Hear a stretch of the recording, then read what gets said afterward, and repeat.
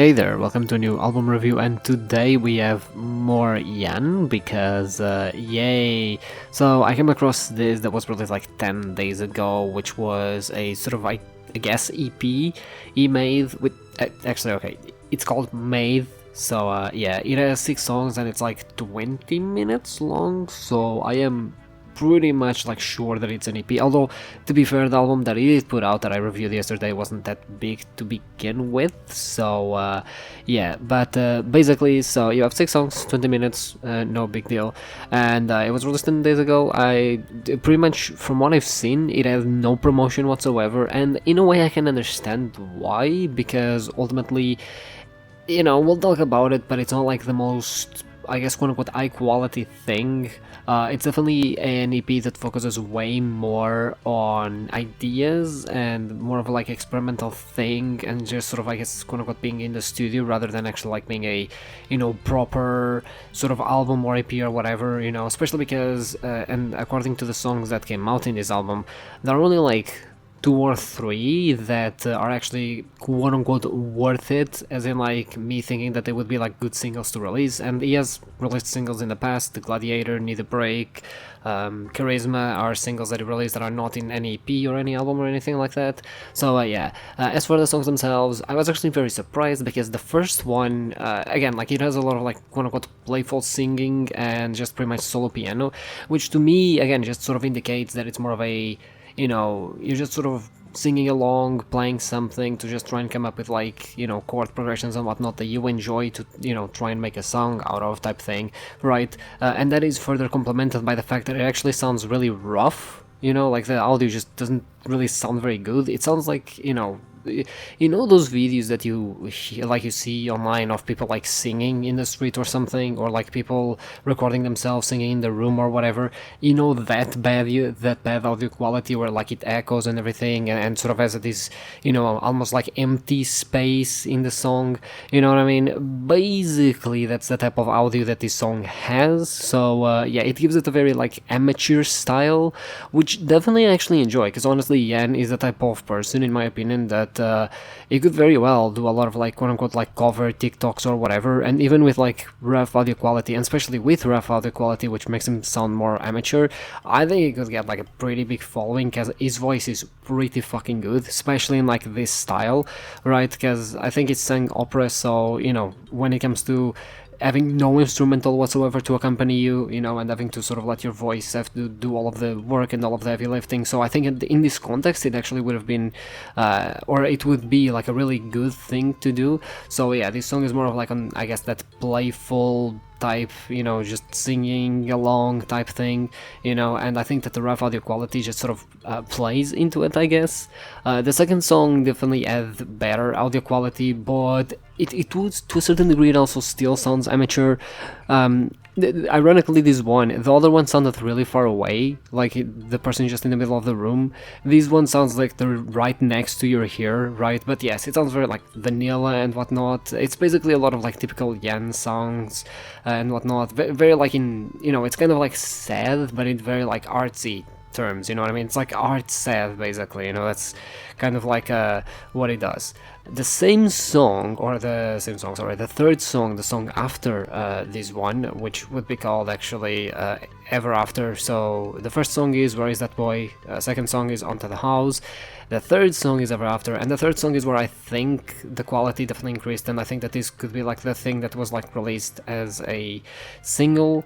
It's definitely like way more chill, like it's not a sad artsy, it's a chill artsy, you know what I mean? Because like with Jann, every song sort of like feels deep, regardless if it's like sad or chill, laid back, whatever, purely because of his singing. Like his way of singing just as a way to like make it feel much more emotional for some reason, and something that also really works in this song, and it's something that he does quite a bit, is the layering. Basically, he layers his voice with a lot of like background singing that he does, which sort of does a lot of heavy lifting. Actually, it's great. A lot of the bittersweet feeling that a lot of these songs have, because I think that a lot of his songs sort of have these sadness to them that, it's not just like sad song, it's sort of like, again, it's very bittersweet, beat, which creates sort of a, a depthness to the songs, and creates a much more like emotional attachment to people, right? Because it's a bit more complex than just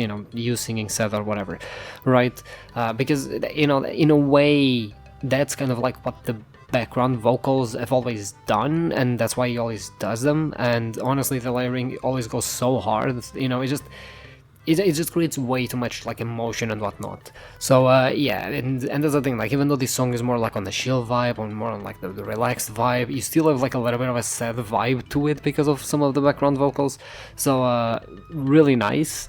The fourth song, which would be named Burns, not Mr. Burns, just Burns, is again like kind of like sad, it's and something that I find fascinating about Jann is because this EP is very like stripped down in a way, right? So like you don't really have a lot of production or a lot of sounds going on or whatever, which I mean, to be fair, Jann usually doesn't. His songs don't have a lot of like instrumentals going on or whatever, but in these EP especially, a lot of the songs are incredibly simple. Like usually only have one piano, or they have like a beat or something, right?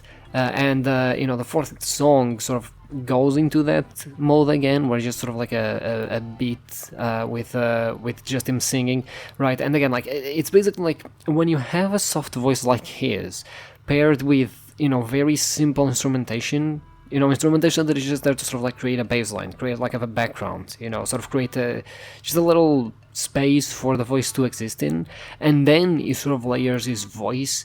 It creates such emotion in the song, even though technically, and I think what really helps is the fact that because the songs are so simple and so stripped down, and because of the emotion he's able to create in the songs, there's even extra emotion because you feel the silence much more, because there isn't as much going on, right? So you can focus way more on the details that are there, and B, you don't get distracted by 1,000 sounds playing at the same time, which makes the songs way more emotional, right?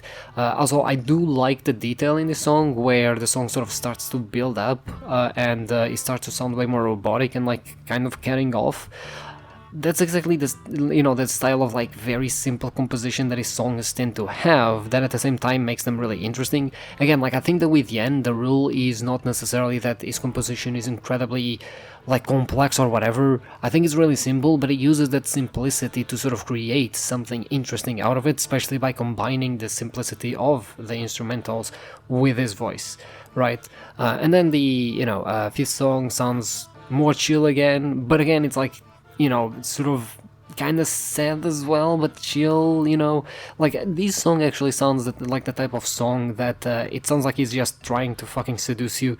It's that type of song, because with these vocals it's very interesting how like the background instruments actually have like a complete vibe change in terms of, because these vocals, he can sing always the same way, but the background of the instrumentals in the background really change the vibe from being like artsy sad or from being chill, and because like I think that the line between him trying to seduce you by singing or him trying to like emotionally hurt you is very, very thin, right? I'm not saying that he never changes his singing style, but it's like his singing style is so like well done that he can just adapt it into multiple styles of songs, and I think that oftentimes what kind of distinguishes the vibe of a song is the background instruments that you have. This fifth song is called Listen to Me, which is, I think, the only thing that he advertised, if I'm to be correct, I think. And even then, I think he only made like an Instagram story about it. He didn't like properly advertise it or whatever. But yeah, and then the last song, which is called Diwuko. I'm probably that is like a name in English, in Polish, but it does have demo 2019 in the title, and yes, basically the production is very similar to the first song. It's basically just like solo piano and them singing, and that's pretty much it, right? The production also isn't there. Like the entire recording sounds again like someone is just recording in a room or whatever, right? Yeah, that's because this song was actually released a couple of years ago under the name Do You Want to Come Over? That song, personally, because compared to this is just a piano and them singing, and I actually, like, I really love this version of it. I also like the original a lot, but I love this version because, as with every other song in the album, or in the EP, I guess, it has a much more, like, intimate vibe. It has a much more, like, personal vibe than the one it was released, because again, it's just him singing and him playing piano. That's it. There's no, like, anything else in the song. It's just those two things.